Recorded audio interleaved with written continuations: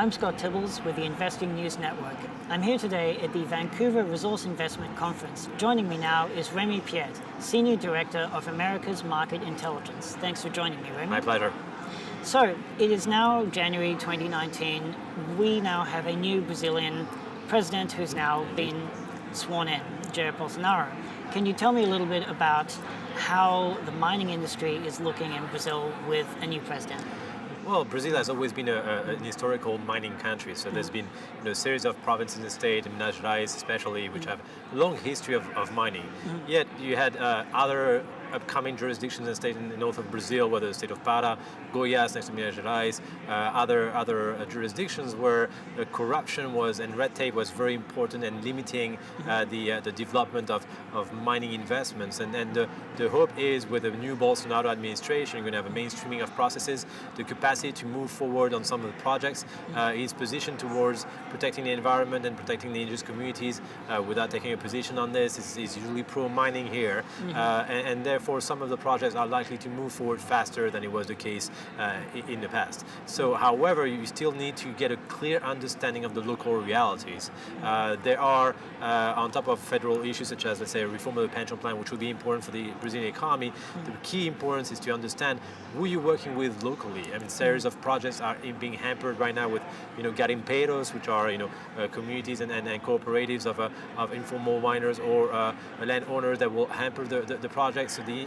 idea of being successful in Brazil, as in any country in Latin America, is to understand and have clear intelligence gathering at the local level, good community management, because whatever happens in Brasilia doesn't change the fact that the most important barriers in Brazil will come from the local level and corruptive practices of some of those actors. Okay, and so what are some examples of how Bolsonaro has so far proven himself to be pro-mining? Well, he has cut down on a large scale of a series of public spendings, and then a lot of different employees that were responsible for red tapes have been cut down. So the issue here is that you will have also a clear signal for investors that over the course of the administration, these policies are going to be pro-business and pro-private interest. Guedes, which is the Minister of the Economy, is a very solid choice. He's coming from the Chicago School of Thought, so liberalization of the economy. All this is a very strong difference with past administration under Dilma or under Lula, which Lula was also, despite his political affiliation, has been in some level, pro-business. But under Dilma Rousseff, it has become much harder to see project move forward.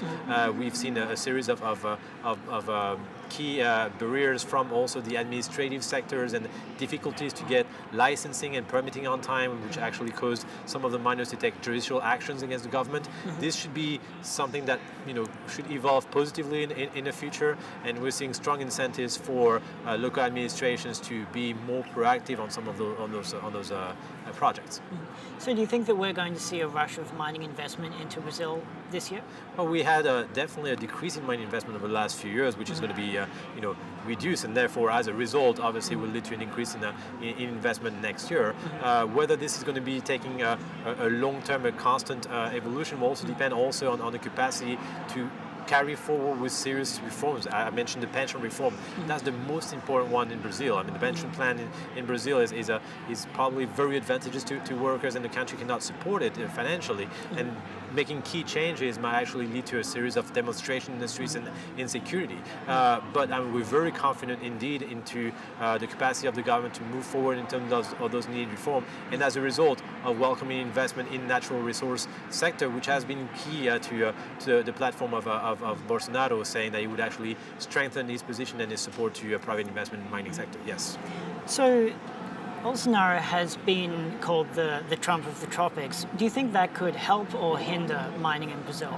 Well, when it comes to mining, it's much more linked to economic policies and to the politics of Brasilia and his foreign policy stance. In terms of the economics of Brazil, Bolsonaro is not the one dictating those policies. I mean, he very much relies on his economic minister, Guedes, and all those policies are very, very liberal and pro-mining. So I assume that over the next coming months and years, we're going to see a series of reduction of red tape, a series of potential pro-mining support investment in different regions. But that said, again, the important part is to understand the logic of the political game at the governor level and at the local mayor level. Whether or not you have support from Brasilia does not limit you to and ensure that you will be successful if you don't know how to handle key risks, whether at the social level, local politics level, local economics, operational level, which are the local level. The image also of mining in Brazil has not been very positive over the last few years, with the São Marco Dam collapse, or a series of issues that have also been impacting of key international investors in recent history. So there's clear need for mining companies to be very wary of reputational risks, very wary of social and political risks to move forward in terms of their operation, especially if you're trying to operate in the Amazonian regions or Northeast region. If you're looking at other states, Minas Gerais, Rio Grande do Sul, other more pro-mining states, then those risks are limited if you bear in mind that you have to keep obviously sound environmental and social policies around your operations. Okay, so Brazil was obviously an election that happened last year. In 2019, there's going to be three major elections in South America. We've got Argentina, Bolivia, and Uruguay. They're all happening in October. Let's just talk about Argentina. What should we be looking at? Well, Argentina is very interesting because you're looking at a country that is coming out of very, very strong economic downturn and the need for Macri to pull resources, $57 billion help lifeline from the IMF. And that was very critical because the IMF reputation since 2001 has been so negative in Argentina that observers at the time were saying that's probably the death sentence for Macri to have to call on the IMF to sustain the economy. Now, if you actually look at the fact, it's been fairly successful, and the Argentinian economy is stabilizing. He had, from the very start of his administration, tried to implement a gradual series of reform to move away from a very centralized, corrupt Kirchner administration. This has gathered a series of support, and despite the economic downturn and the lack of dollar currency, basically that just weighed on the peso, now he's starting to see the positive result of him being level-headed and working hand in hand with the IMF.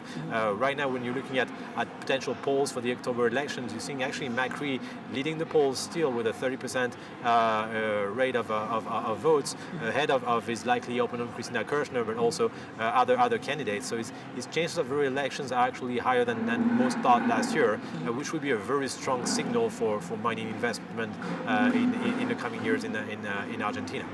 Fantastic. And so looking over to another big mining jurisdiction, Bolivia. Yes. So President Evo Morales is running again. What should we make of this election? Well, he's running again, and it hasn't been a very easy path for him to run again, because he actually went for a referendum to change the constitution for him to be able to run. Referendum that he actually lost. Then he actually had to go back to the Constitutional Court to get another support from now the additional area of government, and therefore that allowed him to run. But I mean, this has left some critical, vision and negative there's a reputation on his attempt to be re-elected.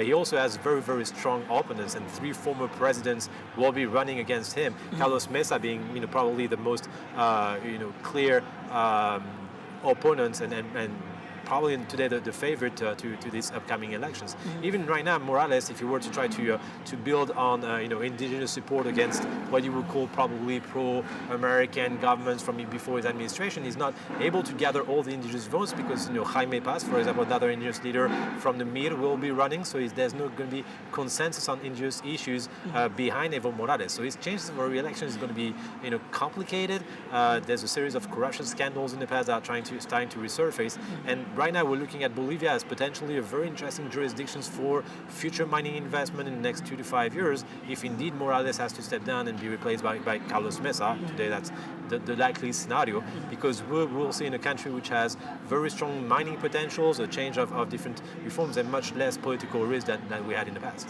So has Evo Morales been good for mining or bad for mining? Well, good or bad, I mean, there were a series of regulations that were probably hampering investment from the mining sector. The problem that you have in Bolivia also is the fact that a series of mining investments from the past and different operations have been extremely, oblivious to a basic community management and security policies on the ground. So the image of mining, when you actually go and visit mines in Potosi, for example, the level of mining operations are not modern to the level of standards of mining in Chile or in Peru today. So if what you're seeing is obviously a lack of modernization of the mining sector, the cutting down on foreign investment, there's almost no foreign companies really looking seriously at Bolivia today, has obviously not led to the modernization of the mining sectors in Bolivia. That could be something of the past with a renewed administration, and you could see strong international investors looking much more keenly at Bolivia. Investment in terms of exploration have also been fairly down in Bolivia compared to the potential that it has, whether you're talking about lithium, copper, gold also. There's real interesting, that's a very interesting jurisdiction in terms of geology. And if you have a more friendly administration in La Paz that would actually support and provide more security for investors, you could be seeing today, in the coming years, Bolivia as a very country leading the pack towards new sustained investment, such as we've seen over the last years in Ecuador, for example, with a move away from Correa towards Moreno, a much more mining-friendly administration. So that could be, if I were today a large company investor, I'd be looking at the scenarios after the elections in Bolivia, because some very interesting assets might be seized. What are some of the commodities that Bolivia has in spades? Is it similar to Chile with copper? It is, and copper, lithium also is very strong. Again, because investment in exploration has been so low over the last few years, there's probably a very interesting also resources in gold and silver that could actually be found. The series of geological construction and when you actually look at the Salar, which is bordering the region of Atacama in Chile, for example, it's very likely the same resources can be found there. The issue here would be to now being able to harvest those resources with modern technology, but also being very careful. It's always about understanding the local realities. I can't stress that enough. Being able to see what kind of political game will be at play in those different jurisdictions and the regions of Potosi, for example, of the Andes part of Bolivia. So you want to know much more the local realities.